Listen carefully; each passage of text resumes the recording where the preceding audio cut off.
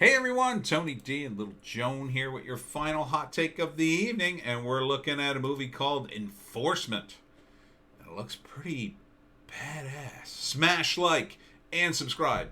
Thank you for smash liking and subscribing. Please check out my books. Link in the description. Also links to my BitChute and Rumble channels. Please subscribe so when I get kicked off of YouTube, you can still find me. And of course, check out the Webcomic Factory and Superfrat. All the links are down below. Little Joan, you sleeping? You sleeping? We got one more. One more, and then I'll leave you alone, okay? All right. So this is called Enforcement, and this looks great. The reason I like it is because it seems to be about a very real problem. Um, I'm not sure what country. I'm not sure what country it is. I'm gonna say Sweden. I don't know if it's Sweden. Some of the credits appear to be Swedish. But this is some kind of community, some kind of no-go community.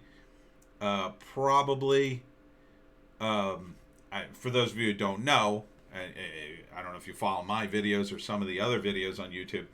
In Europe, the EU kind of opened the floodgates to immigration, and there were tons and tons of people from the countries we bombed fleeing Syria and Iraq and all these places, and they migrated to Europe. But the EU kind of let in too many people, and some of the areas. See, the thing about the United States that's great is we're so big in terms of land mass and all the room we have. Most of the immigrants who come to the United States integrate pretty well. And our system allows people to integrate pretty quickly. Not so much in other countries, especially in Europe. They're smaller, they're older, they have a different culture, they have problems with people integrating. So rather than integrate, it just turns into like a little version of their country in parts of another country. And so you have issues with crime in these areas, and it's always been the problem. Going back, I documented it well when I did my books on Italian immigrants back in the day, and that was the same sort of situation. They had a huge flood of Italian immigrants came to the United States in the early 1900s, and that created little Italy's all over the place. And in the bigger cities where there was populations, you had crime, and these places had the same deal. So this is a story of some cops who they have to go into one of these neighborhoods and arrest somebody. I'm going to assume these guys are Arab, although I'm not 100% sure. But they go into the neighborhood, and it says a city on the edge. But I will say that I watched this opening scene, and they just went, "You ready to go?" Yeah. And then it was a city on the edge. These two guys didn't seem on the edge in that cut, but it looked interesting. So around every corner, they got guys with guns and masks, and they're up to no good. So a moment of violence, and I'm not sure what happens, but apparently they get into some sort of scuffle, and they arrest this guy, and he's one of the locals, and it essentially sets off a war, and now they're trapped. And the two cops I guess they gotta kind of protect him or arrest him. So, everybody's watching them. Their car gets destroyed, I assume, because they end up on foot, and they're hiding in a laundromat, and they're trying to figure out how to get out of there and get back to the police station.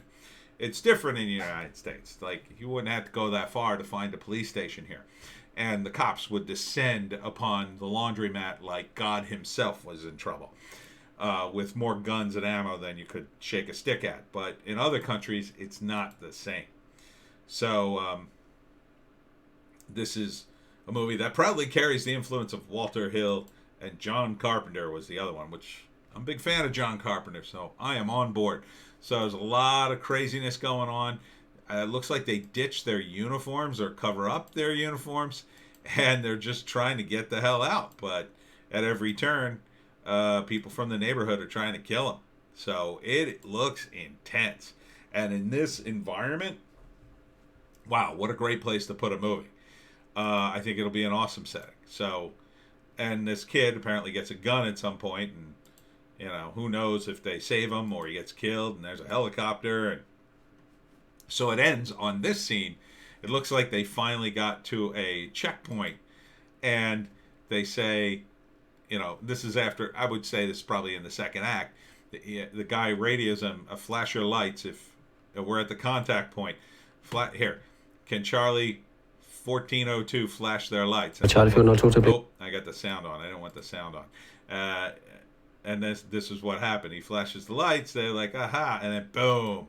Then they come out of everywhere and attack him. So this looks awesome. It looks really awesome. I like the setting a lot. This is contemporary, and you can see there are a lot of looks like there are a lot of Swedish, Norwegian type names. So I'm guessing it takes place in Sweden, because that is definitely a country that's dealing with this issue at this time. Written and directed by Anders Olholm and Frederick Louise Hivid. Well, I'm pronouncing that right. I don't recognize, of course, any of the actors, but I am totally psyched to see this movie. This looks great. Upvote for you, Magnet Films. This looks awesome. And, I don't think it's awesome, this situation. Let me make that clear. But this is a great way to take that situation, use it in a movie, and also make a statement about it, right? You can make a statement saying, the world shouldn't be this way. How do we get here, kind of thing. But it's also, a realistic version of people dealing with criminals and a problem. So it's like, it's not like a typical crime film, I'll say, right? It's got real weight behind it because it takes place in the real world. So the first act, these guys are on patrol, the city's on edge, they got problems, they're sent to go get this kid or whatever. Things go wrong, and they arrest him, but their car is destroyed or whatever. Then in the second act, they're trying to escape the town, and they get away from the mob or whatever. And the kid's like, well, you're never going to get out of here with police uniforms. You're going to have to change your clothes. So they ditch their uniforms. They go undercover, essentially, and they're still trying to get the kid out of there. And they make contact, but then that scene happens where I showed you, they ain't getting out that easily. And then it just escalates from there. And they have to literally fight their way out of the city. And they don't know if they can trust this kid. Is he trying to get away? Is he, is he betraying them, or is he really on their side? And the ending, I don't know. This is a foreign film, so it can kind of go anywhere. It could be that it ends with everybody dying, one of them dying. It could. I guess if it was a classic sort of 70s type ending, it would be that the cops get the kid to the edge of the zone or whatever, and he dies. We were so close. No, one of those tragic endings, and it would be a statement on the crime and how it's all so horrible and yada yada yada. This, I don't know. Europeans have kind of different tastes, so if I had to guess, I would say one of them dies. I would say at least one of them dies.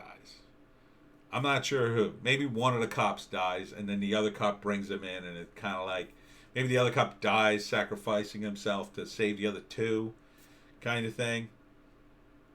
But that's just a guess. It could go anyway, really. So Enforcement. I don't know where this is going to play. It's a European movie. I hope it shows up here. I would totally watch this movie. And that's it for me and Joan tonight. We'll see you tomorrow.